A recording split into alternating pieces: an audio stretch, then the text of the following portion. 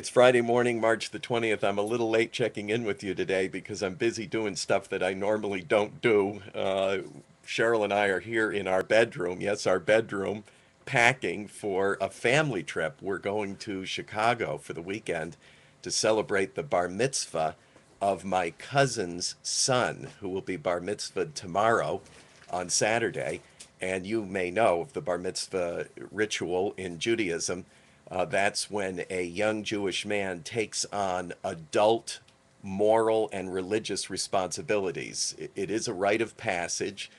Some people, sort of say, well, that's when a Jewish boy becomes a man. Yes, in one sense. I mean, he's still going to be a kid. He's still going to be 13, 14, 15, 16, and he's going to do everything a teenager does. But in the religious community, he takes on full adult responsibilities. And he begins that process by reading from the Torah, the scroll that contains the five books of Moses: Genesis, Exodus, Leviticus, Numbers, Deuteronomy.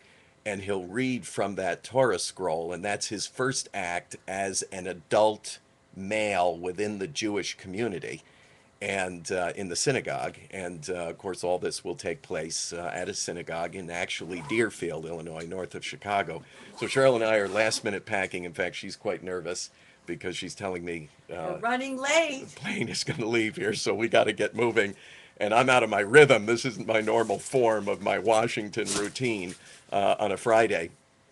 So I'm busy finishing packing. I've got my kippah here, which is the traditional Jewish skull cap, which I will wear tomorrow for the service.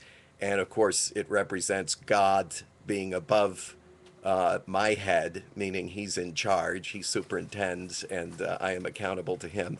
And so that's what some people call a yarmulke. Yarmulke is actually the Yiddish, which was the street language, if you will, the lingua franca, if you will, the common tongue of the Jewish people. Hun, will you get the phone?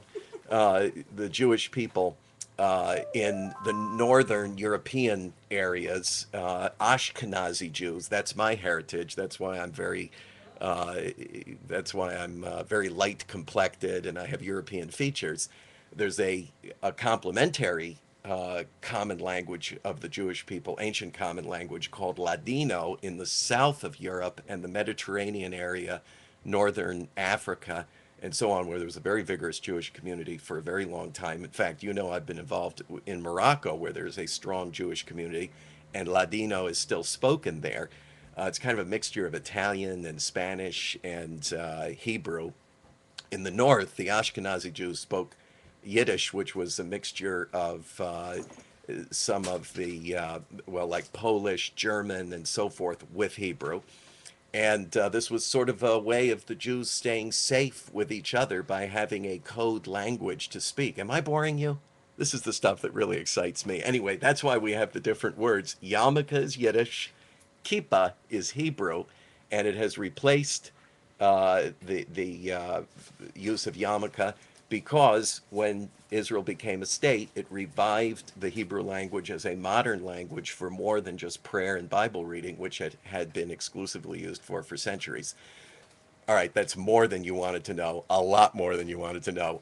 Hey, you have a very enjoyable weekend. I certainly will with this side of my family. Very important for keeping the family bonds, for ministering to family, and for having time away with Cheryl. So you have a great weekend. I'll check in with you again Monday morning. God bless.